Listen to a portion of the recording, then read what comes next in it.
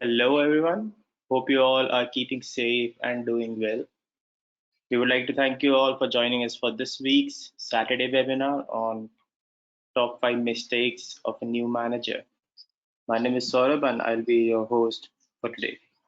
From today's session, we'll learn about the top 5 mistakes of a new manager. If you're recently promoted to lead teams or you might either get coaching on how to manage teams, this webinar will give you a good direction on how to head and orient yourself in a manager role. Let me tell you about our today's speaker, Ajay. Ajay has been a part of us. Has been participating with us with Clavin from a long time now, and he is AVP Delivery at Qapitol QA. His friend associate the terms change agent, idea man, and motivational to him, and he loves to have long conversations on software testing and life in general. That's interesting, Ajay. Today, we have people from across the world, from countries like India, Philippines, Singapore, Malaysia, UK, and more. And before I pass it on to Ajay to begin the session, I just wanted to give you a quick heads up on a few things to make sure that we all on the same page and we can collectively make it an interactive session. So we will be shooting polls at timely intervals. So obviously participative and engaging in that way. I'll just quickly shoot a couple of them right now to give you a sense of it.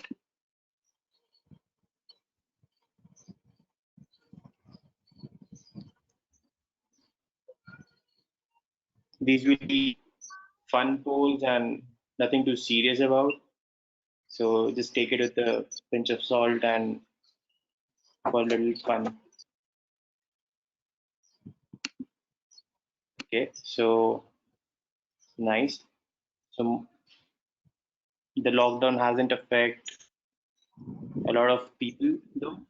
I mean, we can still see no one waking up a little back. Everyone mostly between 9 to 12. So that's interesting. Let's do another poll and see what insights do we get on this one.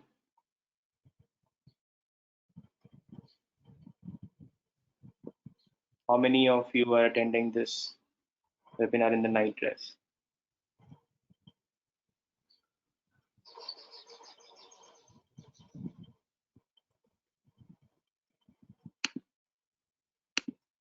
Okay, so this is even interesting. I'm in the yes party, by the way. Even I'm in my night dress. So let's see. I mean, let's try to make most of the learning irrespective on what dresses we are in.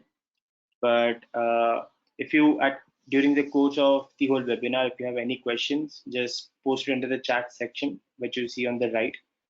And if at any given point you have any question and you'd like to speak to Ajay directly, just click on the raise hand button icon that you see on the panel, and we will unmute you, and you can shoot your question directly to Ajay.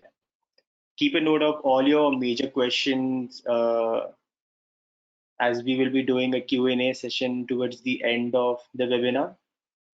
So all the major questions you have, just keep a note of it, and we'll take it at once towards the end of the webinar. And without taking much time, I'll just quickly pass it on to Ajay. Ajay, over to you. Thank you, Saurabh. Welcome everyone, and I'm just setting up the camera, and you should be able to see me now. Hello. So now let me share my screen as well. And you can just give me a thumbs up or a small yes if you're able to see the screen. Yes, we can, Ajay. Good. So we are all set. Can you hear me loud and clear? Yeah, you're perfect. Perfectly okay, audible. Good. So first of all, a big thank you to each one of you. I can't see you. I wish I could. So thanks a lot. You have actually given up you're actually giving me a part of your life. So this second is gone. It will not come back. So you're actually giving me a part of your life. So thank you very much. I'll try my best to do justice to the time you're spending here. If you have any questions, feel free to raise. We need not wait till the Q&A. As and when it's appropriate, I will answer those questions. And I have come up with this presentation and this topic with my experience. Right, I've been a manager. The first time I was a manager, I was a new manager, and again, when I say new manager, it could be like a manager in a new context as well is a new manager. A manager for a new team is also a new manager, is what I think of. So there were a lot of mistakes I did. You must be knowing. If not, I'll tell you. I don't hesitate uh, in sharing my mistakes. In fact, I've written a book on 50 plus mistakes of my career. Right. So I thought, okay, now that I'm leading teams, I'm heading delivery at Qapitol and other projects. Uh, there's so many mistakes I did. And in fact, when I see other testers or when I go to clients, some of the clients or some other projects, I see the mistakes are repeating. So I thought, okay, what are those top 5 mistakes of a new manager? Maybe let's jot it down and then let's discuss. And which other platform then Clavent for webinars, right? So let's get started. So let's see what's there. Oh wow! So after the when did you wake up, when did you, what dress are you wearing, and all that polls, I also want to have a poll, right? So this is my poll, and I think Saurabh will put it on screen right away. Saurabh, can you please share the poll? So this Yeah. poll is about how many of you are managing teams in your day-to-day work. Uh, First is like, yes, I'm currently managing teams. It could be as small as 2 people. Next is like, no, I'm. So there are bugs with software, right? So with go to webinar viewer, as and when a poll comes or I click somewhere, it shifts. So next is I'm not interested. I would prefer individual contributor roles. And the third is I'm looking to manage teams in future. So please shoot your answers. Let's see what's the answers. Ajay, I think the poll got closed for some reason. Okay, can you relaunch? Okay.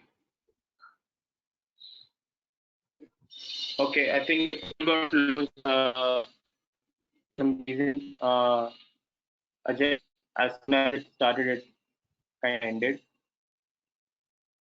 Okay, no problem. So we all are software testers and we know lot of workarounds. So you see the chat option, you can say yes, no, not interested, all the participants.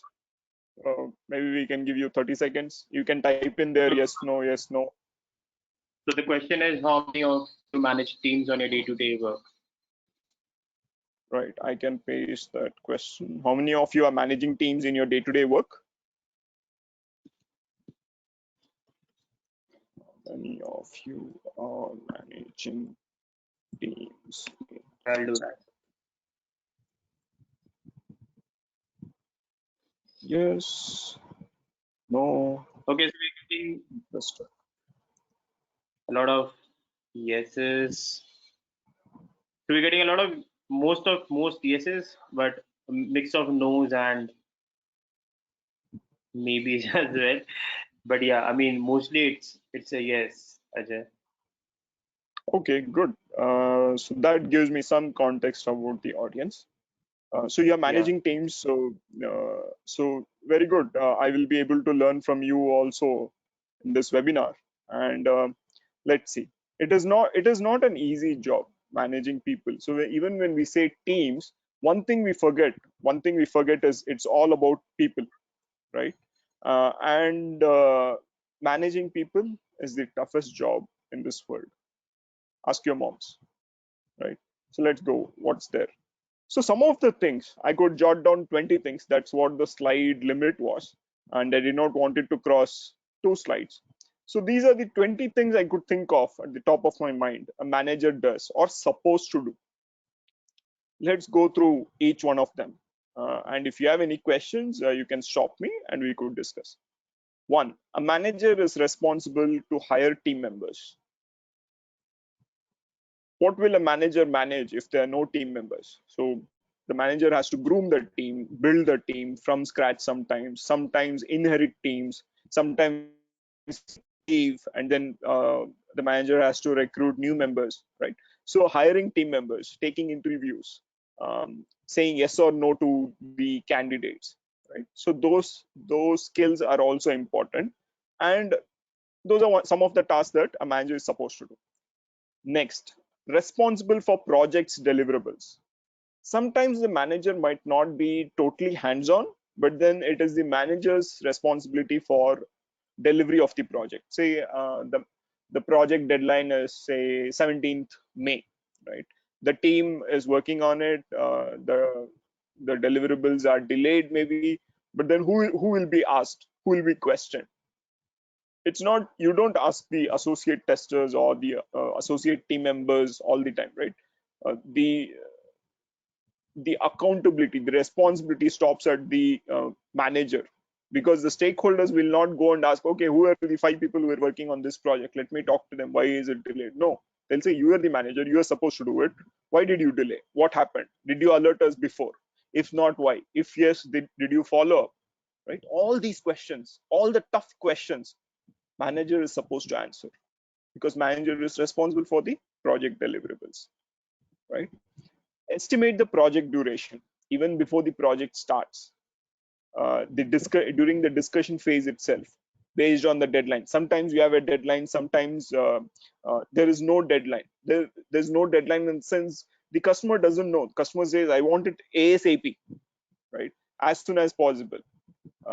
Can you give me the answer, right? So in those cases, you'll have to estimate the project duration. You'll have to estimate and then give them saying, okay, maybe looks like with these complexity, if I have these many team members of this particular skill, and if I get this support from the other teams, maybe I should be able to release within this time, right? So estimate the project duration. Procure budget for team and projects. If you are a member of any team and you are, say you are part of a testing team, and so many times it feels like, oh, wish we could have 3 more test devices, we would have tested so easily, so quickly. I wish we could have procured that license, or why are we not getting additional members or something like that, right? For all of this, you need to think about money, and when money comes, you need to talk about finance teams for sure. There is some team which is responsible for approval of these budgets. It is not just your project, there are so many projects, all of this has to be taken into consideration, their quarterly budgets, right? Now you have to put your case forward, you as a manager have to put your case forward as to why you need that money, how will that help, what happens if you don't get that money, all of that. So this task of procuring budget for the team, for the projects, is your responsibility, right? Resolving conflicts. Now, interesting case. You can't say you both are adults, go figure out yourself. People will come with all sorts of complaints. This team member is not helping me. This team member is taking all the credit. This team member is not giving me any work. This team member is giving me a lot of work. That team is not supporting us with deliverables. We wanted this deliverable by yesterday, they are saying it will be delayed by a week. Based on that, we need to complete our testing during the weekends. All of this conflict resolution, who has to do? The manager has to do, right? If the team member gets busy in resolving this conflicts, who will do the actual work, right? So people think, oh, manager's role is so easy, all they have to do is ask for updates, approve leave requests, and then do a performance appraisal once a year. It's so easy. In the background, it is very difficult. You have to have an update, know every project's detail, you have to resolve conflicts, you have to estimate what will happen, or you have to think in terms of future. Okay, like foresee the future and say, okay, this team at this pace, they'll not finish their deliverables. So from which project, whom shall I relieve and then put in this project? Who can support in this skill? Oh, this person has resigned. Now that person will have to serve 2 months notice period, and then I'll have to hire a person. That person has 3 months notice period. So onboarding, when this person resigns and when the new person comes in, all of that, all of this goes in your mind, right? You'll have to talk to the HR, you'll have to talk to the sales people about the new projects, you'll have to talk to the marketing department, your development teams, right? So what does my manager do? He just attends meeting. It looks like a meeting from outside, but internally some of these tasks are what takes up a manager's key time, right?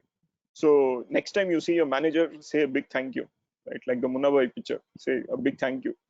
We did not know what all you do, now we know, right? So arrange for resources. Now by resources I don't mean people, like machines, tools, licenses, test data, right? All of that. Conduct performance appraisals.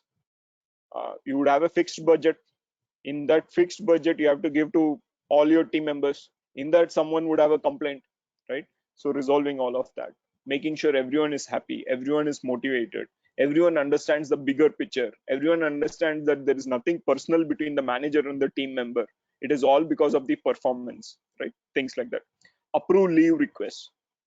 So what happens if everyone asks for a leave request at the same time, right?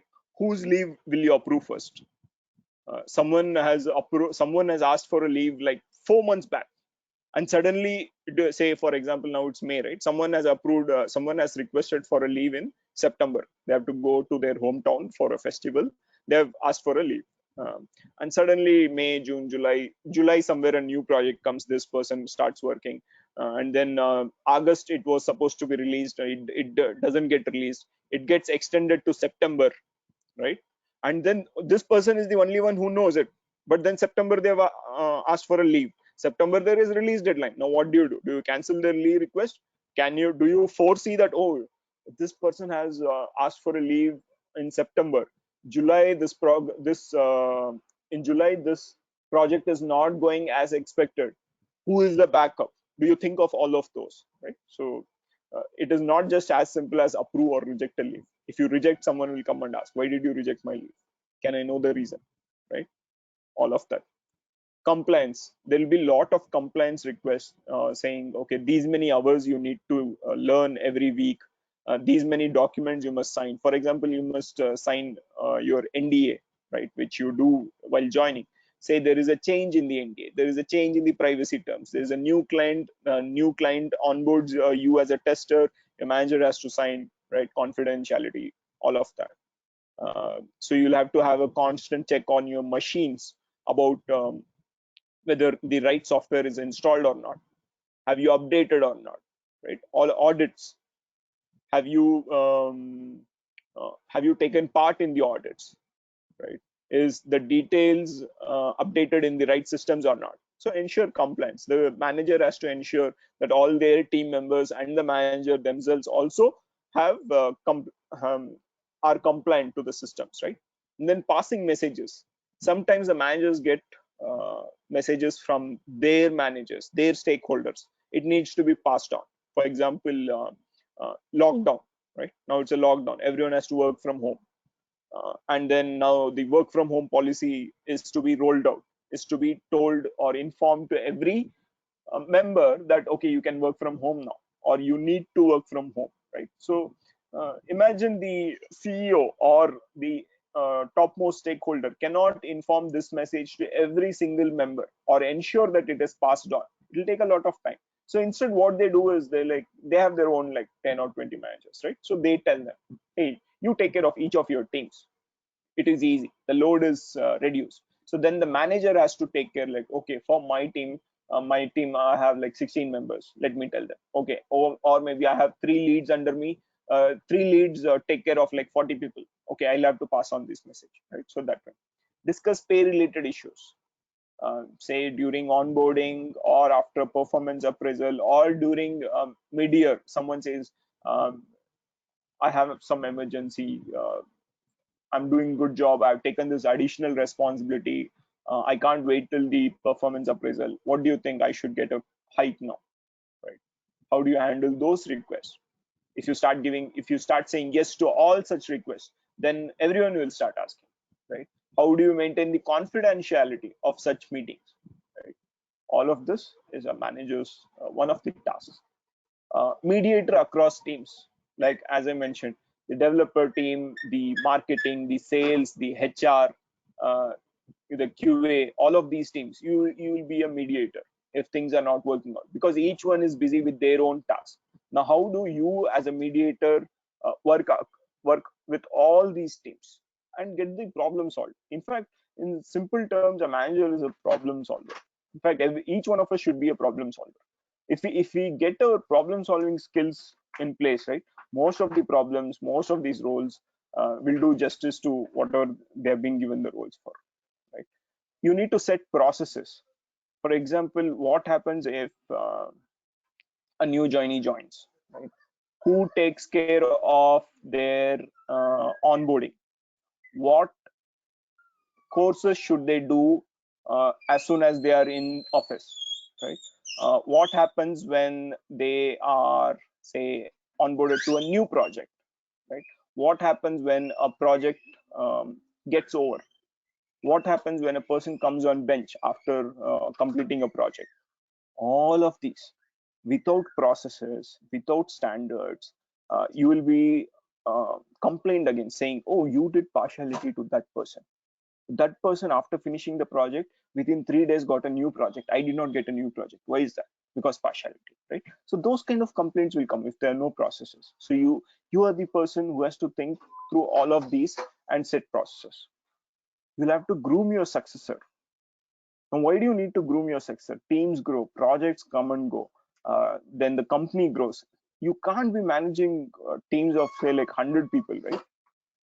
You can't pay attention. The attention level you would pay to, say, a 10-member team will be very different to when the team size increases to say 50, right? In the 10-member team, you know everyone, their likes, dislikes, uh, mood swings, if you could say, all of that you would know. In 50 people, hardly you would get time, okay, just to say hi. If you said hi to a person in a month, once a month, that's a big deal, right? So you need to groom your successor. They will take care of the other 40, right? Things like that. You need to take strategic decisions with management team. Sometimes there are lots of projects, you don't have people. Would you hire contracts or would you hire permanents? What if you hired and then you don't get the projects? People will be on bench. Do you fire them, or do you give them internal tasks? Or there are some projects which need constant supply of people. Like there always a need for people. Now, how do you train the people on bench for those projects? Who trains them? Do you pay external trainers? All these decisions, right? The management has like 20,000 feet idea of this project. You are the one who knows like maybe 5,000 feet idea, right? The team leads are like at 2,000 feet. So you get all of these information from everyone, and then you provide this information to your stakeholders, to your management. You help in that decision making, right? So that is also a key task of a manager. Sometimes you need to convey bad news. There are signals you could, in the one-on-one meetings, say every month or once 2 weeks, right? Or in high cases once a week, where you keep saying about the performance, good, good, good, good, good, and then after 10 months you say you're fired because of your performance. They'll have proof that you told good, good, good, good. Then how come suddenly I'm fired, right? So you need to again decide, how do you frame this bad news, right? How do you share that? Someone might be expecting 25% hike, then because of market situation you can give only, say, 6% hike, right? So see, when there is a difference between expectation and reality, problem occurs. This is what Jerry Weinberg says, right? So now person is expecting 25% and then there is 6%. Big difference between expectation and reality. Problem. Solve the problem, right? That way. You can't direct all the problems to your manager. Your manager will ask, if you are redirecting all your problems to me, then why have I hired you? I could handle the team on my own, right? The reason why I have hired you is to take some load out of me, handle this load. So not just good news you need to convey, you'll have to convey some bad news also. Because if you don't take actions on the people who are not performing, the people who are performing will lose interest, right? So that is a key issue. Next is you need to boost your team morale. Weekend after weekend, team is working. Release after release, continues. How do you ensure the team morale? First of all, why do you let your team work weekend after weekend? If it is so important, then how do you compensate? Is it through money? Is it through comp offs? Do you talk to them? Do you explain the reason? Do you negotiate with the client? Do you negotiate with the other stakeholders the importance? Because of buggy builds, you are supposed to test so much. So do you negotiate? Do you go and complain? Do you escalate the reason why those buggy builds are in place first? Right? You will have to fix those processes. You can't always ask your team to work on weekends. They'll quit. Forget quitting. They'll burn out. The quality of work will be totally impacted. And then it is a cycle. Because of low quality of work, there'll be more work. Because of more work, again, there'll be low quality of work. So don't let that vicious cycle start. Right? You'll have to, as I told you, you'll have to plan training, learning goals for all of your employees, all of your team members. When, by when, what should they learn? What are their interests? What do they want to learn? What do you want them to learn? Big difference. Company wants people of, say, mobile automation skills. Okay, they want to learn about IoT. Big difference between these two. Now how will you negotiate? Right? How will you communicate? How will you ensure that their needs are also met and your needs are also met? Right? And then you can't just say, okay, go learn and come. Some people are self starters, they'll go and learn. Sometimes what you'll have to do is after office hours you'll have to set calls between the close friends, maybe 8 to 9, and then you might have to call guest lecturers and then have some small meetings, right? So those kind of sessions you might want to have. You need to represent teams. Again, as I told, when managers ask for information, when managers want some information, you can't say, okay, those people are the ones who are working on the project, please go and ask them. You can't expose your manager to the 15 team members. You will have to represent the team, get the info from the team members, and then project it accordingly. You should be ready to answer the NLQ, next logical question. Right? So many times I have seen people, they come up with information that, okay, we cannot release this weekend. That's it. That's all. It will be there in the email. Then you will have to reply. Can you please share why? Then they'll say, we have not completed testing. One more email. Can you please share what is the plan? How will you finish by next week at least? How will this delay impact? So you will come up with all those questions, right? So the next logical question, don't wait for someone to ask. You yourself answer it, right? And then you sometimes you'll have to take up new projects. The new projects, the team members are not yet ready. You will have to understand the project. You will have to streamline the process, and then be ready for the new members to come in, join, and then get started on the project. So you can't ask your team members because they're already working on some other projects. In the last phase, maybe in the last week of release, post production release testing is going on, last week of this project and all of that. But then here is a new project, a new prospect, a new client. They are ready to give KT, the knowledge transfer, right? They are ready to give. That is where you need someone to understand. That is where you need someone to understand the ecosystem, ask relevant questions, take all the required data information, and then give that back to the teams once they're ready to onboard. Right? All of these. You can't say, no, no, no, my team is not ready, because you lose a project. Right? So all of these things a manager does or supposed to do. And then the final line, and be hands-on as and when necessary. Suddenly 2 members are on leave. One member got stuck, didn't get a return ticket from, say, Hyderabad to Bangalore. The other member is not well. Now what do? You will have to test. Go get your hands dirty. Go test, right? So that means you need to, like, of course you need to be a super quick learner. You go there, you assess the situation, get on calls with the people, and then get started. right? Nothing, no one can stop you.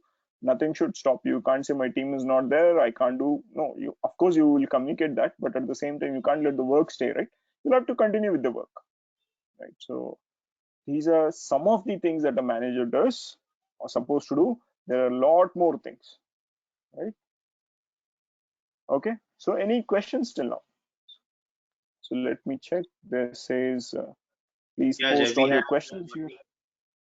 question. We have Ajay question. We have question from Siddharth. He's asking what is the difference between a manager and a leader. And Siddharth, I've unmuted you in case you had a follow-up question on the Sorry, I same. lost the last thing. His question is, what is the difference between a manager and a leader? And I've Okay, unmuted Siddharth, so if he has any follow-up questions to the same, then that can be taken up. okay. Hi Siddharth. Ajay. Good. So you're a manager. You manage teams. Oh, yeah. Okay. So manager, if you see, is just a role. It's like a responsibility, right? It's like how you have someone like a chef, a driver, right? Um, a magician. It's a role. Manager is a role given to a person. A manager needs to be a leader to be a good manager. Leadership is like a skill. Attention to detail is required for a chef, right? Patience is required for a chef. So same way, leadership is required for a manager. By leader, you must know by now saying solves problems, leads from the front, takes decisions, thinks team first, me later, right? All of those are the skills. So those skills a manager needs to have to lead teams effectively. So if you see what is the difference, manager is a role, leadership is a skill. So uh, anyone can be a leader. They don't need a role, but a good manager, a good role, a good manager, whoever has the manager role, needs to have these leadership skills. I've not seen a good manager who is not a good leader, but all good leaders could become good managers, right? Does Any that other answer question? your Siddharth? We have a couple of Thank more you, Ajay. questions. Sure. Vikram, how to handle a person who is outside, who is making dispute in internal team? Ah, good. Cut the triggers. So what is a trigger? What is that communication point, or how is that person interacting with your team, or why is that person interacting with your team? Talk to that.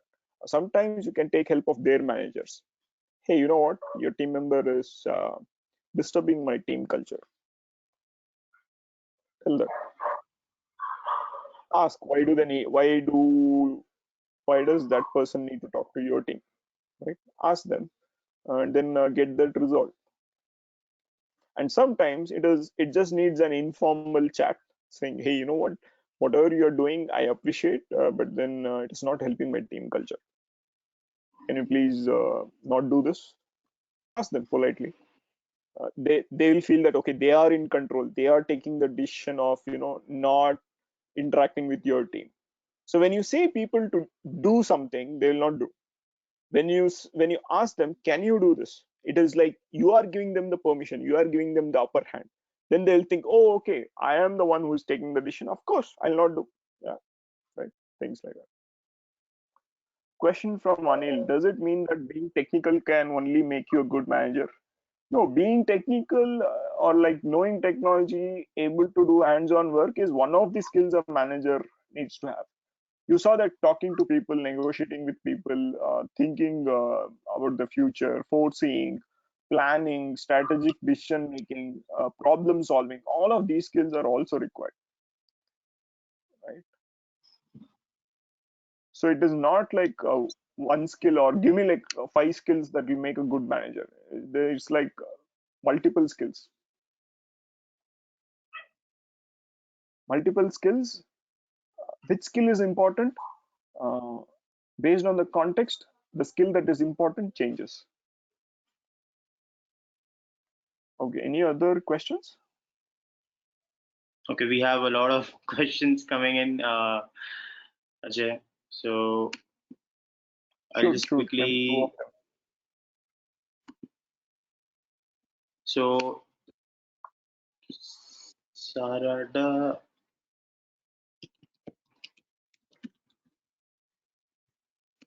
there you go. There's one from Sarada. Sarda. She's saying how to handle personal disputes between team members. I don't see that. Where are you posting in the chat, right? Oh, I'm so sorry. Give me 1 second.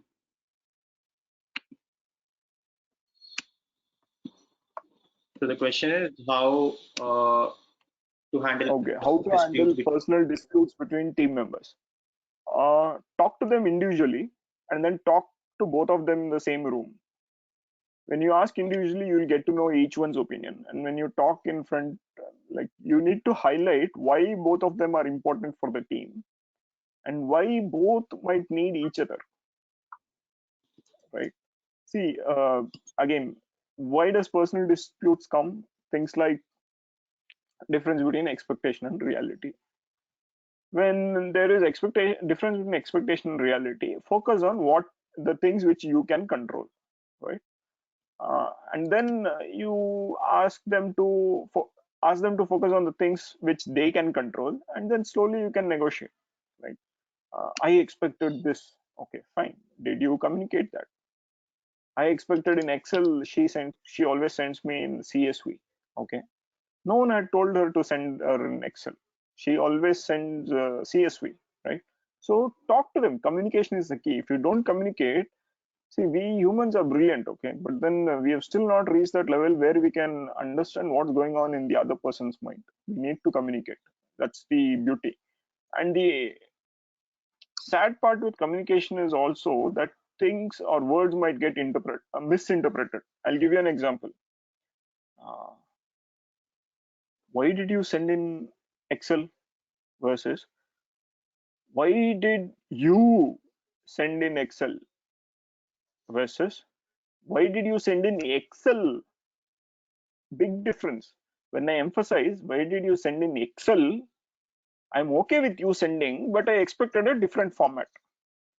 Why did you send in Excel? Excel is okay, but why did you send, right? Versus why did you send in Excel? Meaning I'm okay receiving in Excel, but why did you send? I wanted that person to send. Interpretation of the words. Which Jerry Weinberg again says, Mary had a little lamb heuristic. Go read about it. You will understand. First, resolve disputes in terms of expectation and reality. Second, communicate. In communication also, be careful about misinterpretations. I have a link about how communication can be misinterpreted and 3 ways to solve problems on Sticky Minds. You can search by my name on Sticky Minds. You will get the articles links. Okay, next there are 2 more questions.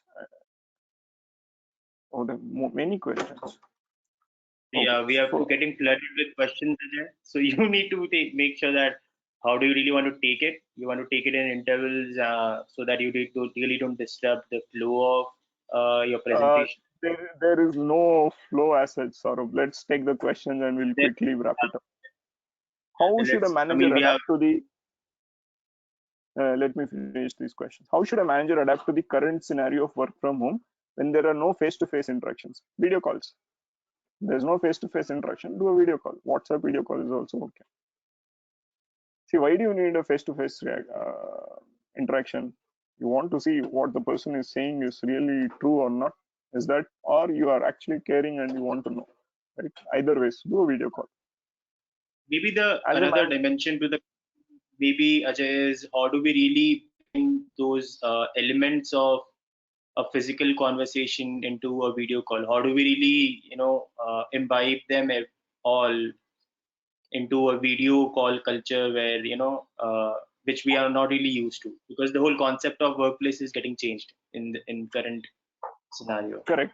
So think of the workplace. What do? You don't just talk only work, right? You also do a lot of other things. You do gossip. You do take a coffee break. There are tools for virtual coffee breaks. Take that. Play games, play online games, uh, get to know the person more, do fun activities. The more fun activities, the more you know about the person, that is when you will be able to remove that barrier, like, oh no, I need a face-to-face interaction, right? See, work is going on, even if there is work from home, right? It is going at slow pace or fast pace or longer duration or shorter duration, work is going on. What is missing is you are missing that office feel. To get that office feel, there are games. Connect online. Don't always go saying, okay, I want an update, let's meet. Just for chit chat, let's meet. What was the last movie you saw in this lockdown? I saw this movie.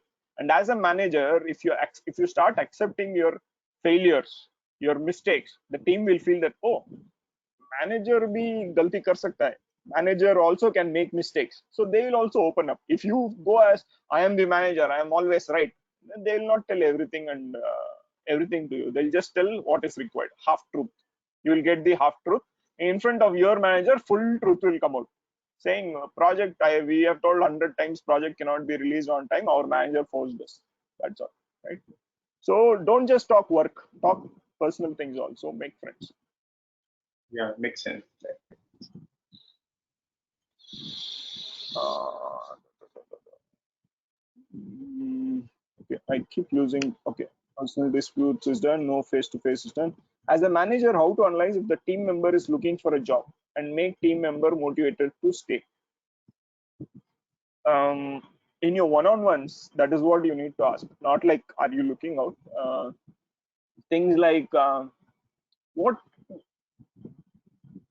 stops you from giving your 100%? They'll say money. Okay, fine, so that means that person needs money.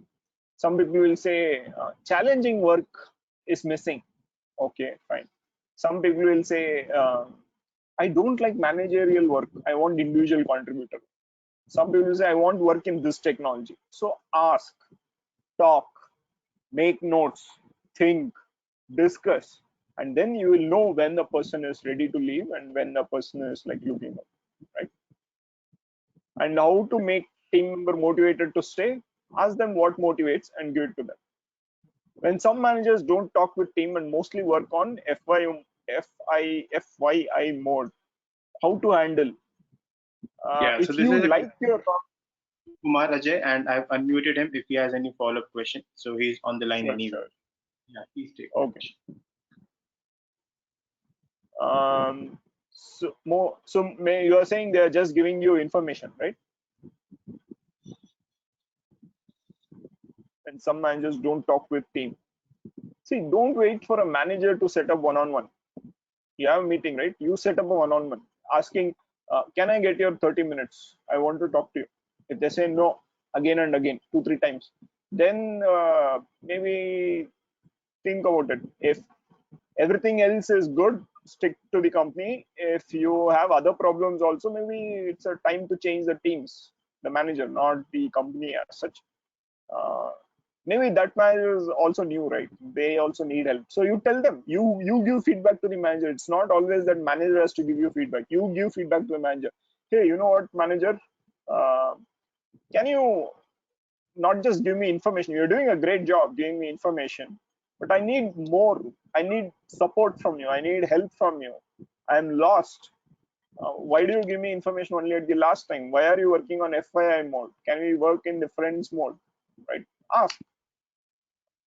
There is no harm. If you don't ask, the answer is always no. Just like a love, right? If you don't ask, the answer is always no. Ask. Sai Dinesh, I don't want to become a manager down the line for a couple of years, but there is no scope for new manager. How to convey this to my manager, or should I quit company, search for manager role? Oh, good. You want to become a manager, but there is no scope, right? Pick up problems. Okay. Pick up the problems of your manager, solve them, and then lead them, saying you become that expert in solving that problem. So automatically you will be given the task. You can show to the manager that, hey, you know what, see, I picked up this task, I've grown in this role. And also convey that, convey your interest that you want to become a manager. If people get to know, then they are happy, right? and they will work on it. How to handle a team Second member one, with pessimistic? very interesting, Ajay. It says, should I convey this to manager? Should I quit company to search for another manager role? So Convey it to how manager. should, Say first. yeah, yeah, then, Okay. okay, let's How to next. handle a team member with pessimistic thoughts which makes other members weak in their mindset? Talk to them. Take them individually. Talk to them. Tell their good points. When was the last time you appreciated that person? Appreciate, you will see a difference in their approach. Okay, how many more questions? 2, 3, 4, 3 questions. Okay, we'll quickly finish this and then go to slides. What if an employee wants to take his manager's position from day one? See, wishing is okay. Isn't it like too much? Right? Let's stick to practical things. Not by regular time-bound process, but taking short routes. If the short route is a good route, is a skill-based route, that's good. You will be noticed anyways, right? If you just want to be a manager because you want to be a manager, sorry, uh, you will fall flat on your face. You will embarrass yourself and you will close the managerial route for a long time. What should the manager do if employee is adamant and not vocal about it? Talk, not listening, take help of HR, convince. If not, things are not working out. Now, what do you do when your things are not working out? Right? You break up. So tell them. How do we develop understanding what kind of mistake is okay to make being a manager? Uh, have good mentors. Have good mentors. Talk to them. Seniors in the company, they would know what kind of mistakes were tolerated, what kind of mistakes were not tolerated. Ask hypothetical questions. If this mistake happens, what would happen? Right? So you will get to know that vibe of okay, what is okay and what is not okay. As a lead or individual contributor, I know all details of project, but when I become manager, I'm not hands-on. And having fear of losing technology and become irrelevant in market. How to handle this fear? Good. You're actually accepting that it's a fear, right?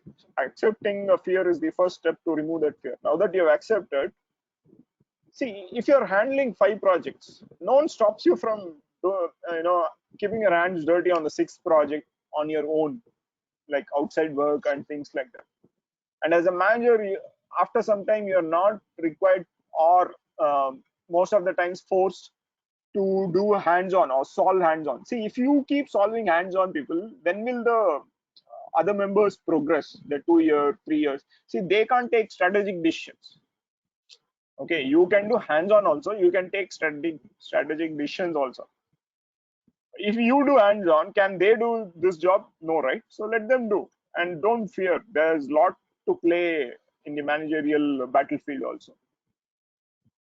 Okay, good. Right. So we have crossed all questions, and let's quickly go to the slides now. We have a couple of questions. We'll take it at the end. We have a question from Sure. Trisha and Milan, which we'll take at the end. And Abhijit So I would like think to. I answered Trisha and Milan's question now. No? Okay. Okay. Perfect. Good. So now think of all the good managers you worked with. You loved working with your manager if they listened to you. Correct? See, think, oh, who is that manager that comes to your mind? Is like, oh wow, that manager was awesome, man. Or like my current manager is awesome. They would do some of these. They listen to you. They treat you as a human first. They respect you. They think about your career, not just their job. Right? They think about your career. Hey, you know what? You're doing the same job for like last 6 months. Do you want to change the technology? Do you want to upgrade? Do you want to learn these new skills? They think about you. They guide you. Hey, don't do that mistake. Oh, you're doing this well. Continue that. They give you the right projects. Now you know what to do as a new manager, right? Do all of these with your members. Don't expect anything from your team. Just do this. But things don't go as planned most of the times. So these things come out. Ego, partiality. Your own team member is now a manager. You feel bad. Your manager is giving their work, their work to you. They don't care about you. They're always busy. They micromanage everything they want to know. Lot of meetings. All the low priority work, they give it to you. They steal the credit. You do the work, they get the credit. Personality change. He was so friendly, she was so friendly before being a manager. Now I don't know what happened. Full personality change. Abusive. No knowledge about what I'm doing. Too bossy. False promises. These are some of the things that happen when and you don't feel good about it, right? So let's go to the mistakes. First mistake: no attention to the three P's. What are the P's? First P is the purpose. Everyone in the team is working on their own work. No one knows why we are doing what we are doing. What is that big goal we are trying to achieve as a team? No one has a clue. They are all working on "Ye mera kaam hai, this is my work, let me finish, go home." Right? That means purpose is lacking. The whole team lacks a purpose. Why are we as a team? Right? Process. When things are not working as expected, full chaos, right? Full disturbances. Should I listen to them or should I do my own? Right? No, there's no document, there's no process. Next, people. Team is not skilled. Someone came for automation. They have been put on functional testing, that too on mobile functional testing, which they have never done. Someone who is very good at mobile functional testing, they are put on mobile automation, they have never done. The skill set is not matching to the task. So these are the mistakes that people do. First mistake: purpose, process, people. Take care of these three. 60% of your problems are solved as a manager. How do you solve that? Set these three right: purpose, people, and process. How do you set the purpose right? What would be the goal for your team? Discuss with your manager. You as a manager, discuss with your manager what are they expecting from this team? Why was this team set up? What were the goals? Fulfill them. And let everyone in the team know about this discussion and the points that came on. So this way everyone knows, okay, my team is responsible for 8% of the annual revenue. So when you know a goal, you know where to hit. If you don't know where the goal is, you're just running around, you'll get tired, right? Think about it. People, know your people. Strengths, weakness, personality, style, what they like, what they don't like, when they get angry, what are they afraid of, what do they want to do in life, why did they come here, what do they want to achieve in the next 6 months, all of that. Once you know that, then you know, oh, you were telling you want to do performance testing, right? Oh, or you wanted to do security testing being in Chennai. Okay, I'll give you that, right? So how do you, once you know that, right, then it will be very easy to give you that. Okay, if you don't know, then you'll be randomly picking. Okay, Amar, Akbar, Anthony, come. Amar will take performance, Akbar will take security, Anthony will take automation.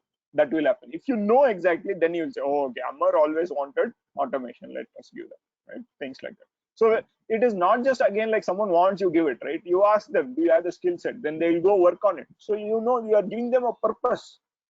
So they will go work on it, and then everything will be fulfilled. So everyone is in alignment. Next, process. Again, tomorrow you are not there, or maybe for 10 days you are on a vacation. Will everything be as smooth as it is today? If yes, you're doing a great job, right? Some people say, oh, I need to have full control. If I am not there, things should go haywire. No, but that's not the right way, right attitude to work as a manager. Should have a process. Even without you, everyone should know what to do. Okay, if there's a customer complaint, who should reply, what should be the reply, how should that be handled, all of that should be documented, or at least everyone should be aware of it. Unless you document, misinterpretation chances are high. Even with document, the chances are there, but chances are less compared to without documentation. So set these three things, you'll do well. So this is a quick poll. When was the last time you appreciated your team members? Last week, last month, don't remember.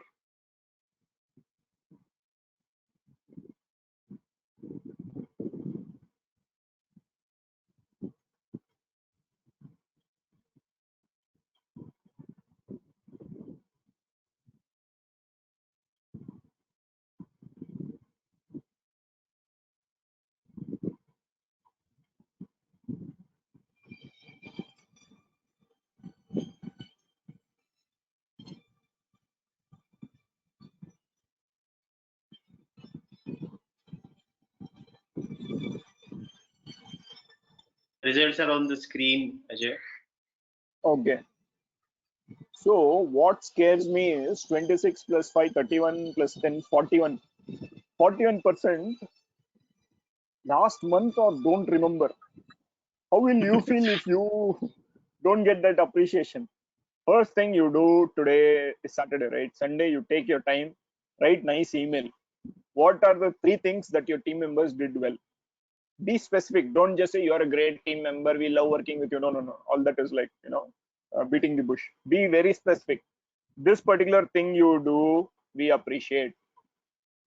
This particular action of yours, we would love to emulate, right? So that way, that will help. So they will say, oh, my manager is noticing all of this, and they are appreciating. Don't always catch people doing wrong things. Gotcha, I caught you. No, do well done. Well done. There is a book called Whale, WHALE, Whale Done. Well done. Follow that, not gotcha. Okay. So you'll do good if you appreciate your team members. Next mistake is micromanaging. You're a brilliant hands-on performer. Okay. You still are a brilliant hands-on performer. No one can beat you. Now you want to ensure that quality level is maintained by your team members also. So you want to see, okay, what are you doing? Oh, which test data you are using? Oh, how are you recording your screen? Okay, how are you checking your DB? Oh, which SQL query are you using? Don't do that. Worst thing for someone is when they know the task and someone else is telling. How will you feel if your brain is shut off and only your hands are working? Someone else is giving the directions and you are just to follow. It will be very irritating. You will feel, why am I here? You could hire someone 8th standard, 9th standard English knowing person, student, and they'll do the work, right? You're not doing a data entry job, because that is also difficult. That is another story. Okay. You want to think, you want to come up with that solution, you want to model that solution, you want to solve, you want to enjoy that, you want to have that pleasure of, yes, I cracked it, right? So how will that happen if a manager goes and micromanages? So if you're a manager, tell them deadline, tell them a task, tell them I'm open for review anytime, and in between have reviews. Not every time, not every second, not every minute. Let them make mistakes. If you don't allow them to make mistakes, that is the biggest mistake you are making. Okay, so let them make mistakes. So how to get rid of the micromanaging habit? Set goals, make them accountable. See, boss, you do well, you get the credit. You do bad, you will get the blasting. Follow 10% review 90% rule, meaning ask them to show it to you after 10% work is completed. You review it and then let them do the remaining 90%. I am so surprised. Even today, so many people follow 90% complete, review 10% remaining. That rule they follow. They'll finish 90% of work, then they'll come to manager. Manager, how is this Excel? They will say, I asked you to do in PPT. Do, remove everything, come do in PPT. Instead, you do 10% work in 10% of time of the deadline. Okay, of the total duration, take 10% of the time, do 10% of the work, go for review. Whatever changes need to be done, if it is done now, it is less costly. Okay, once that is done, then you are free to do the other 90%. Right, follow this approach. Review after 10% instead of after 90% of work is done. You check their skills, you show them once. Also, be ready to surprise. Be ready to be surprised, meaning sometimes the new folks have good ideas, new ideas, which will surprise you. Oh, this can be done like this also, right? So unless you give them the opportunity to show something, to showcase their work, they will also feel demotivated. And when they show their work, they'll feel like, oh, okay, see, now I showed. You know what? I was the one who showed my manager this thing, right? So let them also enjoy this thing. And give away control. The more control you give away, the team will progress. And you also will be happy. The team will be happy. Oh, but what if things go wrong? That is where that review thing is coming, right? That will help you. Do not micromanage all tasks. Micromanage. As a manager, I'm telling you, micromanage. Not all tasks. Some key critical task you will know. If this goes wrong, your job will go. That kind of task, micromanage. Okay. By giving away the power and by not micromanaging all other tasks, you will know who is capable of what kind of quality. Okay, if you give to Supriya, she will give like 60% quality. If you give to Swati, she will give 85% of quality. You will know that. Okay, if you always micromanage, it is your brain that is what is going into action. So how will you know who will do what? Okay, so don't micromanage all the tasks, but micromanage. Mistake 3, partiality. According to you, you are fair and transparent, but the team feels that you are partial. What to do? Big mistake, no? Let's see how to correct it. Let process take over. It should be like a flow chart. If this happens, do this. If this doesn't happen, then do that. Okay, you are not bringing your perspective. It is a process which is agreed upon by everyone. Think in terms of other point of view. What will the other person think about this? Friendship and professionalism as separate as possible during the work hours. Outside work hours, both of you sit together, drink, party, nothing to worry. During work hours, difference between professionalism and friendship. Okay, take time to process decisions. There is no hurry. Somehow we have been raised like this. The one who gives the quick answer gets appreciation, not the right answer. Quick answer. What is 5 plus 6 or 12? Okay. Hey, that's wrong, man. No, but I gave answer quickly. No, right? That is what we have been appreciated for. So now also we are in that habit. Okay, when will you finish? Tomorrow, sir. What? What will you finish? Or whatever you are saying. Do you know what it is? No, sir. Then how will you finish tomorrow? But I will finish, no, sir, tomorrow. Don't do all of that. Give them time to take process decisions. You also take time to process decisions. Once you tell something, don't repent. Okay, my biology teacher used to say, never repent about what you did.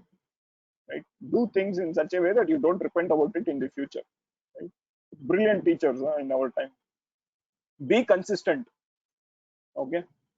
If you say no to leave for someone, same rule you should apply for someone else also. You know what are the levels of partiality? Boy, girl, married, unmarried, bachelor, same city, other city, someone who works late night, someone who works. There's so many things you can, the partiality might come more unknowingly also. Language, right? Don't do all of that. Set process, discuss with team, and be transparent about it. Okay, so then people will not complain about partiality. Mistake 4. Someone asked, I want to be hands-on. If I become a manager, I will lose. This is the other part of it. I will not do hands-on. I am a manager. No, no, no. Don't be like that. Sometimes, teams are stuck. Teams don't know what to do. They don't have that experience of failing. Okay, so they don't know what to do. So they need your help, support. So those are the times where you need to get your hands dirty and be hands-on. You can't say I'm a manager. Okay, I will not do. I will just give me updates. Do it quickly. Do it quickly. You can't say nothing will help. You have to get down. Do. You have to see. If you keep saying solve it quickly, solution will not come. You have to understand why they are taking so much time. Okay, simply saying, oh, take help from Google and solve it. No, it's not so easy, boss. This is knowledge work. You'll have to think calmly. You have to think of 100 things. You can't say like, okay, I'll solve it quick and dirty fix. It will break in production. Okay, so if that thing happens, who will take responsibility? Okay, so think aram say, and when it comes to hands-on, be hands-on. For being hands-on, practice. So these are some of the things which will help you. Take demo. Take frequent demo of from your team about what has happened, about the product. Okay, so you will know. Oh, okay, this is after this screen, this will come, this will happen. Oh, okay, data is stored in that DB in this format, right? So take the demo, upskill yourself if required, and constant review. Take constant review from your people. Like, okay, how can I help you? Where do you need help? You see, with your experience, what you can always do is ask the right questions. You can give a trigger question. Have you thought about this? That will give them idea. Oh, okay, good. My manager will ask such question. Next time they will implement that. That's how you improve the team. When you improve the team to the next level and next level and next level, that is when you also can grow from manager to senior manager to next level to next level and next level. If you are stuck saying, no, I own this project, I know in and out of this project, you will be with that project only. If that is your dream, know 101% about that project and stay there. If you want to manage multiple projects and grow further in your career, you should groom leaders. Okay, you should groom the next level. So last point, get them to record or document for your reference and for the new joinees reference also. So that way it will help. Then a quick poll here, right? How many meetings did you attend last week with your manager? 0, 3 or less, or more than 3? Please answer.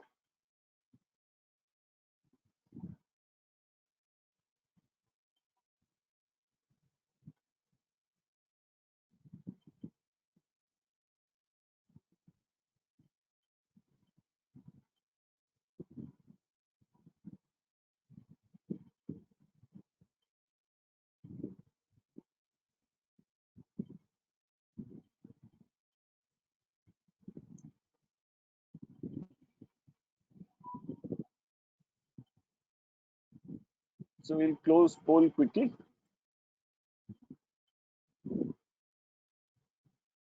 More than 3 meetings with your manager in last 1 week.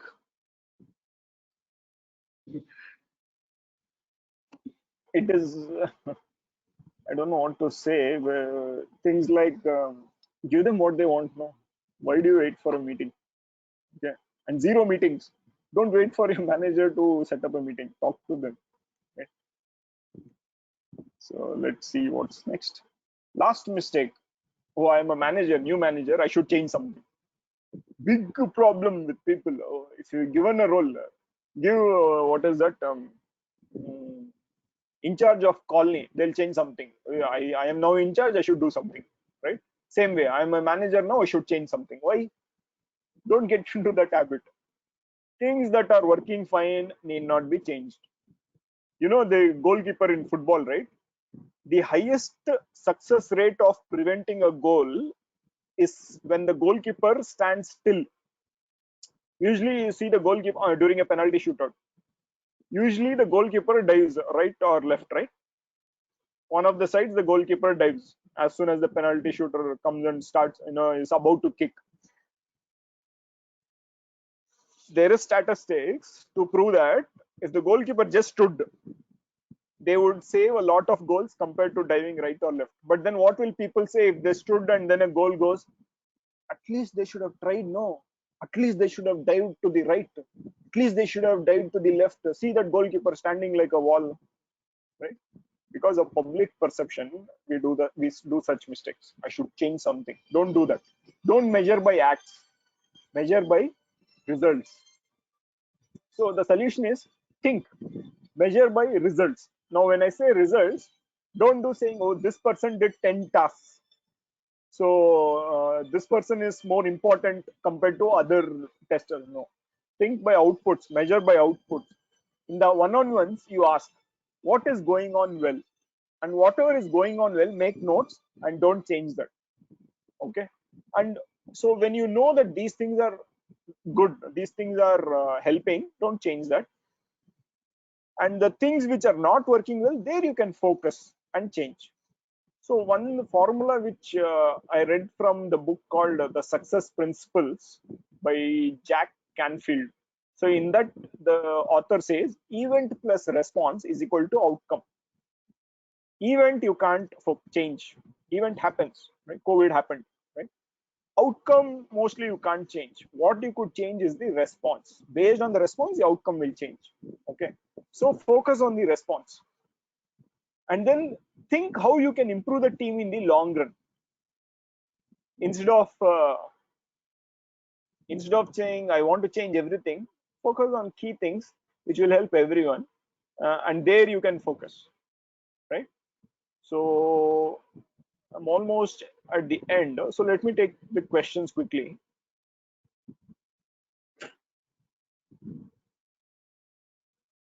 So Yeah. We have questions. what to do when the manager is not interested in the work, since his plan down the line is quitting IT? See, manager is quitting, right? You are not quitting, and it is demotivating the entire team. Event is manager quitting. Your response is demotivation. Why? Manager is quitting. No, think of it as an opportunity for one of you to become manager. So start leading the team. Okay, don't get demotivated by such things. Showing partiality between team members. They are showing partiality. You don't take it to heart. You don't need to like someone to work with them. That is the first rule you need to understand. You don't need to like someone to work with them. Okay, you do your work, you focus on your skills. Good things will be highlighted automatically by everyone. Two times your manager might not take your name in the quarterly awards meeting, but then your dev team will notice, your other stakeholders will notice, the other managers will notice, and slowly name will come up. See, what can you control? You can't control others taking your name for the awards. You can focus on your work. Be happy with your work. Okay. And sometimes it's okay to change managers. As a lead, it's difficult to maintain an equilibrium between team and management. I mean, the higher leadership. Though the team is working well, higher management always have something more. How to balance this?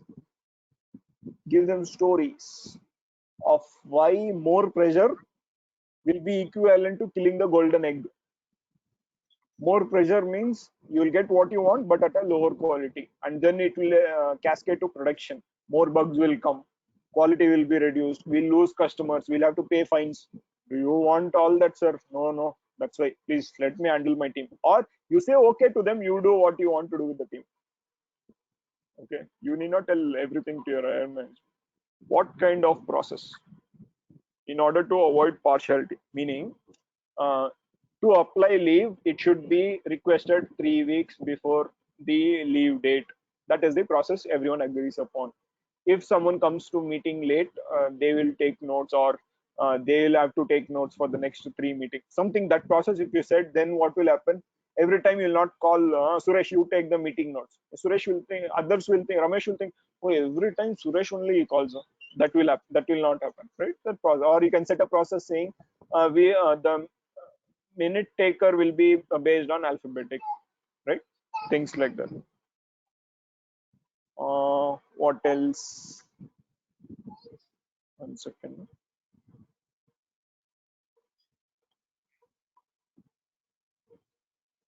Next question we have: how about pairing up with the team members and try to solve problems? Show that you care. Of course, that is in a way, you know that you are also hands-on.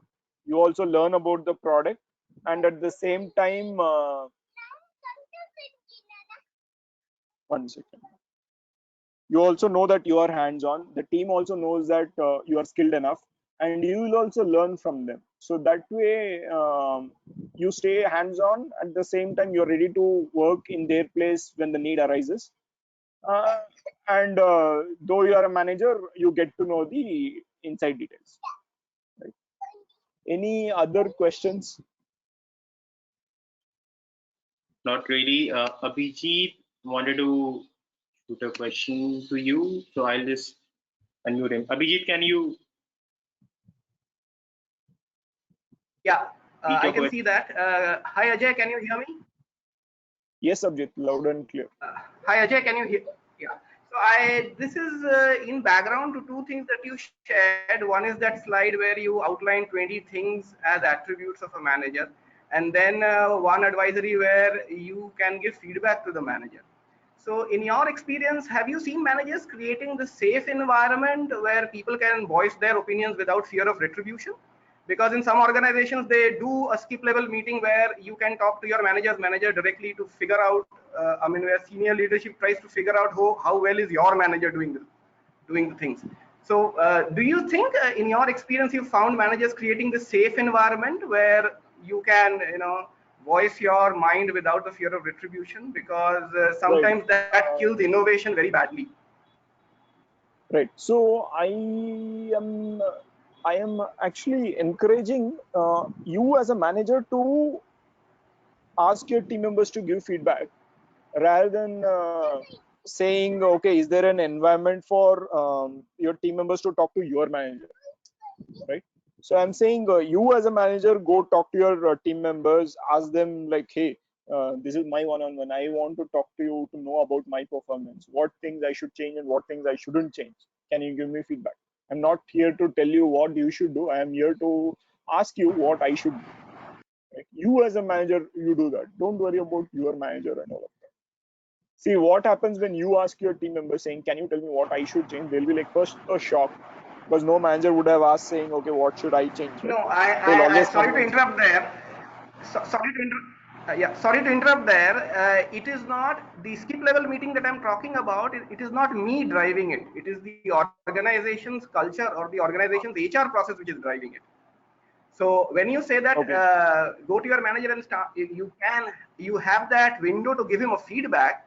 The first apprehension that comes to one's mind is that if I give him feedback, will it be devoid of any retribution? Because that is one thing which is seen up in meetings as well. That if I open up, what happens later on? So because that safe so environment, I believe is important to foster innovation. So in your experience, have you seen managers creating this safe environment? That was my question. so in the current company I work for, it is not just because I'm working there I'm telling this, but I really love what's happening there. Everyone is free to talk to anyone, uh, and there is no issue. It is like it's like kind of a flat hierarchy, you can say. It is just that okay, to fulfill the goal, what is needed, let's do it. Anyone can come and give feedback to anyone, either ways, right? It's just we are just a ping away. All of us are on Slack, and it is just a ping away, right? So yeah, of course, you need to create that safe environment. If you are worried that okay, you will be reprimanded later about talking about your manager or talking to your manager directly, if you are worried about it, then that's a bigger problem to solve rather than having saying okay, whom can I go talk to, right? So first we need to set that process right. Sometimes it is not under our control. um, it is the company's policy. Imagine working for a manager who doesn't like to get feedback. What does it tell you about the manager and the company, right? Do you really want to work there, right? Think about it. So I have few more Yeah. questions. Thanks, I have Ajay. seen, yeah, thank you. I've seen manager asking what is the new innovation the team done every quarter apart from the project work, without mentioning what kind of innovation. How does team member get to know? Good question. You should ask your manager. To get the real answer, you should ask the manager. Can you give me examples of innovation? Okay. Or you go with options. Is this an innovation? See, innovation is a big word. Okay. In simple terms, I'll tell you what does innovation mean. Anything that helps you do the regular work faster in a better way is an innovation. It saves you 5 seconds uh, for every iteration. It's an innovation, right? Do that and keep at it. Do it consistently so that you save a lot of time. And always think in terms of money and time. So that way you would achieve innovation.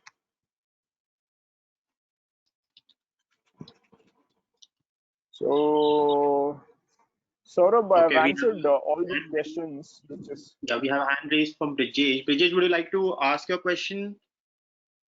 Hey Ajay, this is Brijesh. Can you hi, hear me? Brijesh. Yes. Nice to have you Okay. here. First of all, a very good session. Congratulations on that one. Thank you. Secondly, I just wanted to share my experience because one of the things that I see as a stumble block for a lot of managers, and right now there was a question regarding it, is managing feedback within the team. So I also obviously have had this problem, and as my team kept growing, managing feedback became a problem. Meaning, if I give feedback to somebody, how is that person going to take it, or what is going to Correct. be the We repercussion need to be of that very feedback? careful about how Yeah, people react. Mm, yes, absolutely. And then seeing one person react, what will the other people in the team think? And then when they give me some feedback, do I take it as they expect me to take it or not? So what I did in order to get rid of sort of my fear is to start a system called I called it as feed forward. So what I did was I made a rule in the team that everybody will give feedback to everybody else, not by speaking, and not by writing, but by typing. And we chose a particular font size so that you can't distinguish who is it that is giving you. So make the feedback anonymous. And then we had these glass boxes kept at everybody's desk, including mine, where people would type their feedback, take a print out, fold it up, and then put it there. And the person then reads it and then tries to understand. Okay, and in that feedback, obviously, you give the context that okay, in the meeting you said something like this, which I think should be rephrased, or maybe you can work on that skill or something like that. And over a period of time, the team started realizing that it is for their own benefit and it is for something that they can improve in the future. So that is why I called it feed forward, because it is a feedback that is given to you as a future thing to do. So Right. yeah, so and similarly, I also got feedback, and over a period of time, what I noticed is that the chits became lesser in number, and slowly, people started doing it. And then there was a time when there were no feedback being relayed. People were so open and easy to talk to each other. They would simply take the other person, go by the coffee machine, sit, discuss anything, and then both of them will come back smiling. So this is my experience, and I wanted to share that. Okay, that is how you make sure that you're managing the feedback properly. It has worked for me successfully. I have done that for a long time, and I advise it to a lot of other people. So yeah, that's my experience that I wanted to share, Ajay. Thank you, Brijesh. A good thing to try out in our teams as well, right? Saying feed forward, share it in the chat, and then let people read, and then maybe discuss. Yeah. Good. Thank you. So let me also show the last slide where there is a workshop on how to build high performing teams. And the link to that is this bit.ly/AJCLMGR. Okay. So it is on 16th May, where we are going to discuss more of this, more on the lines of what happened today, and also to how to build high performing teams. All of this is online workshop, 10 to 5 p.m. IST. If you are interested, please do register. And once again, thanks a lot for giving me a part of your life by attending this webinar. Thank you, Saurabh, Sneha, for organizing this. And yes, if Thanks a are there lot, any Ajay. questions? Thanks a lot. Thanks for the wonderful session, and we are already getting a lot of comments and questions for this session. And it was a very interactive session. People were very participative, and we all kind of loved the whole overall session. Thanks for your time, taking out Thank time you. out of your weekend and contributing to our community. And just to let everyone know that, as just an extension to what you said, that we are doing a hands-on workshop on this on 16th May called how to build high-performing teams. And for all the attendees uh, who attended today's webinar, there's a special discount of 30% that is being rolled out to them. The code for the promo is webinar, and you can see it on screen. So anyone who's interested, the link is on. To register also. Yeah, link is. So I'll share. Give me 1 second. But yeah, I mean, That's why. we ran a poll, Ajay, on. We just ran a poll on how what was people's feedback on how did they find today's webinar, and we got Okay. 90% around between great and good. So Okay. Thank you. I think that answers collectively on how good the session was. And thanks a lot for your time. And thanks everyone for their time today. And we really would like to host another webinar next week and see all of you next time. Thanks, Ajay. Thanks everyone. Thank you very much. Thank you. Bye bye. Thank you. Bye.